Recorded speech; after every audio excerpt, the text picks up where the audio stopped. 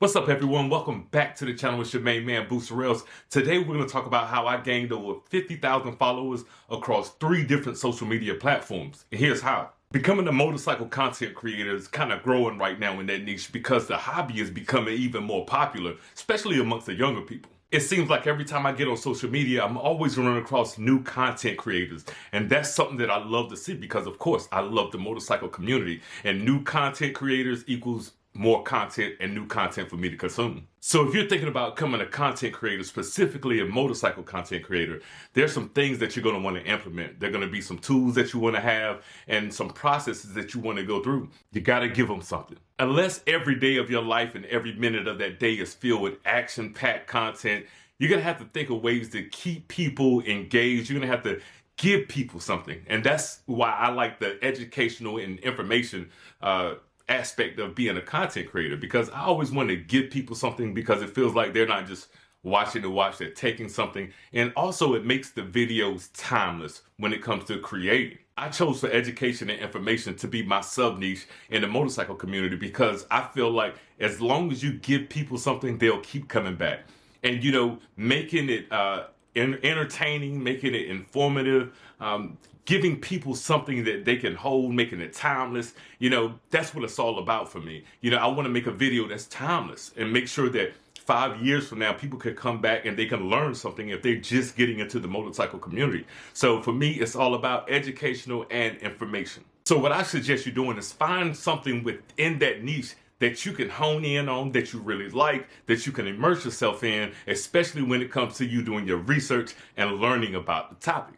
So find a specific area within that niche that you want to immerse yourself in, that you love to learn about and you love to educate about and you love to inform about. Myself, like I said, I'm all about educating people on safety, safe riding habits, and so forth and so on. So when I'm doing my research, a lot of times I learn things that I didn't know. I like learning from people that, also educate and inform. So once I learn things that I didn't know, I can give it to you guys out there and you'll be more aware and you'll be informed as well. Because you got to think, whenever we want to learn something, no matter what it is, whether it be cooking, whether it be how to DIY, whether it be motorcycle information, where do we come to find out? We come to YouTube, because a lot of times YouTube, 9.9 times out of 10, someone's already created a video on YouTube and YouTube has the answer. So that's why it's key to hone in on doing your research and making sure that you know what you're talking about. And speaking of knowing what you're talking about,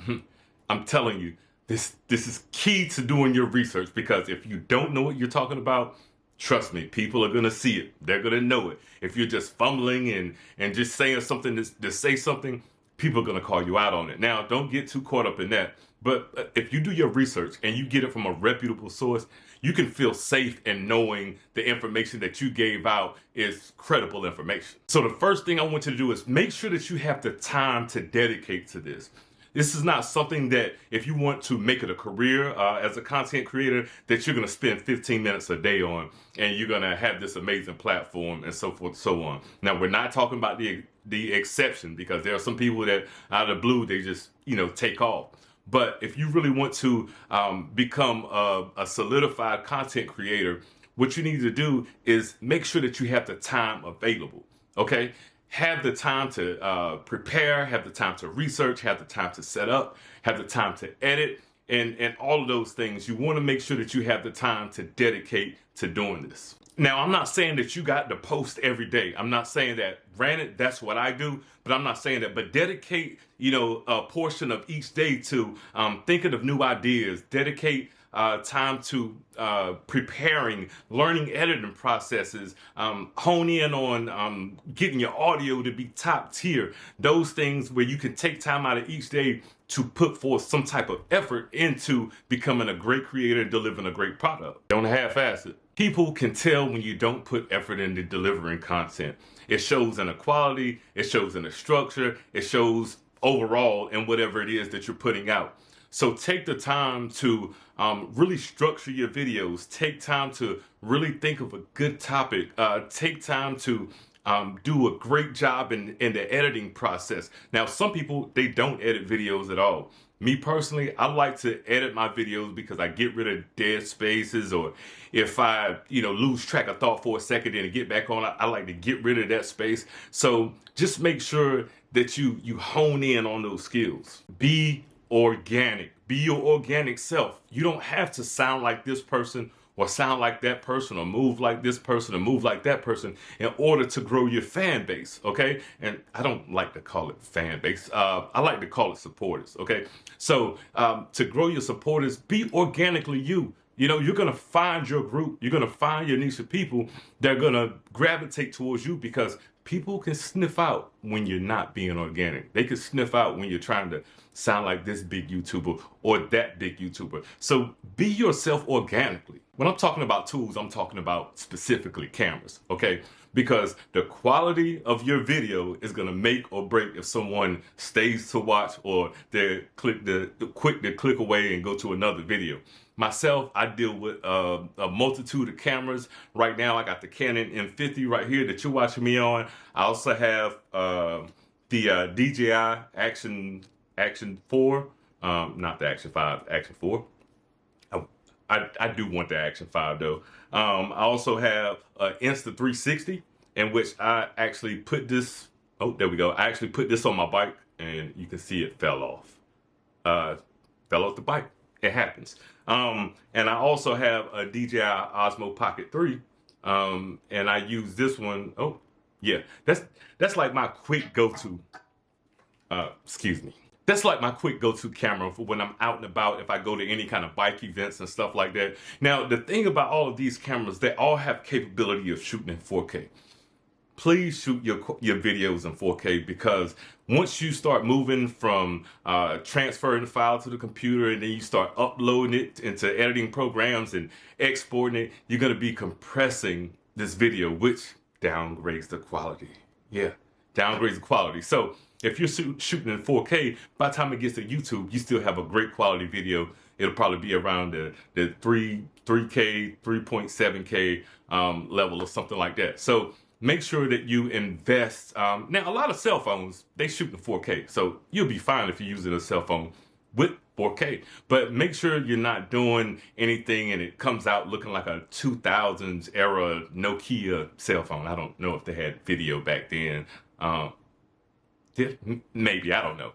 But it's the quality, in that video is going to be key. Audio can make or break a video as well, because if someone turns the video on and it sounds like somebody's crumbling up paper, probably not going to watch. Or if your audio is consistently peaking, people probably not going to watch it. So make sure that your audio quality is not peaking, and do yourself a favor, get you a decent microphone to use, because they have very inexpensive mics that you can use with great quality. Like I got a lavalier mic right here. Costs maybe 15 bucks from Amazon, or you can get a shotgun mic to go along with your microphones. DJI even has wireless mics like the DJI Mic 2.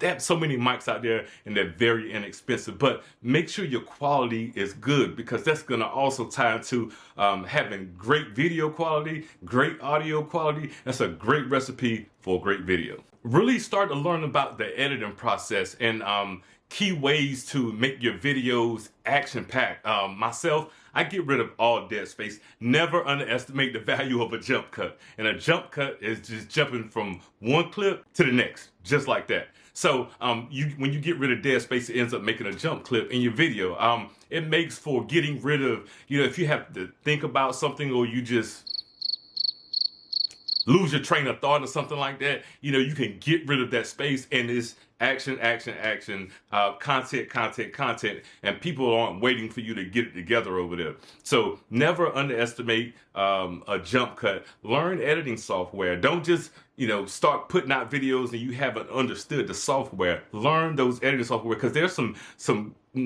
tricks and tips and keys in these editing processes that can make or break a great video. Now, you could have some amazing content, but if it's put together, my bad. If it's put together horribly, it's not going to work out for you. Okay, so say you got all of that stuff together. Now you're posting your videos. Now, engage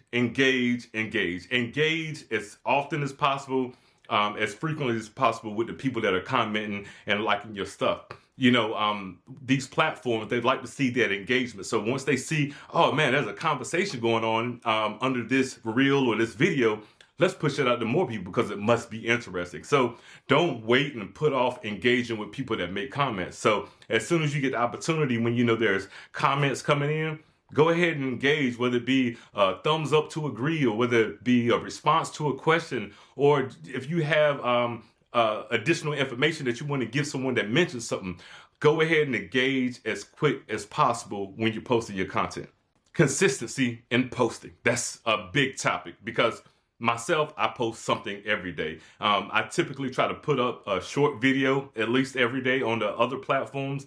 But if you're on here on YouTube and you want to make a schedule, whether it's 3 times a day or 4 times, 3 times a day or 4 times a day, whether it's 3 times a week or 4 times a week, make your schedule consistent. Myself, I post daily. I'm going to post something on social media, whether it be a reel, a short, a story, something, whether it's a video on YouTube, I'm posting something every day. I want to be consistent to those that support me so they know every day I'm going to get something from him, and it's going to be of value. It's going to be some type of education, some type of information. Now, you don't have to post every day. Myself, how I grew was by posting every day. So I posted some type of video, like I said, reel or story, every day that engaged with people. And it was an engaging post. It would be giving information. So they knew they could get something from me. Now, if you can't do it every day and you can only do it 3-4 times a week, then that's your schedule. But whatever your schedule is, stay consistent with it. Be everywhere. Don't just lock into one platform, okay? There are many platforms out there. You have your key 3 or 4. Don't just lock into one, because as we've seen here recently, one can get banned, and if that's your only one, all of your content is gone and your following is gone, and you're essentially done at that point. So post across several different platforms. You never know which platform is going to give you your big break.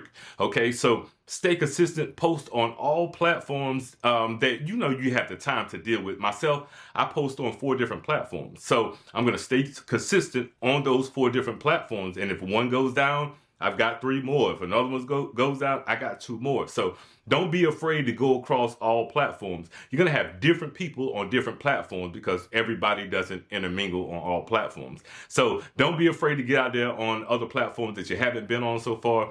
And just don't be afraid to get it out there to everybody, because you're going to grow several different followings and supporters on each platform. So just go for it. Now, if you want any details on any specific things about posting, about editing, about cameras, make sure that you hit me up in the comments and let me know, because I'm going to be doing other detailed videos. I wanted to give you an overall in this video about things to get you started. Making sure that you have the time, making sure that you have the minimum equipment to get started, making sure you know that quality trumps whether it's video or audio, making sure that to get out there on social media if you're wanting to be a content creator specifically in the motorcycle community, but other communities as well. So until next time, it's your main man, Booster Rails. I hope you learned something from this. If you did, go ahead and hit that subscribe button for me, and I'll see you next video. Peace.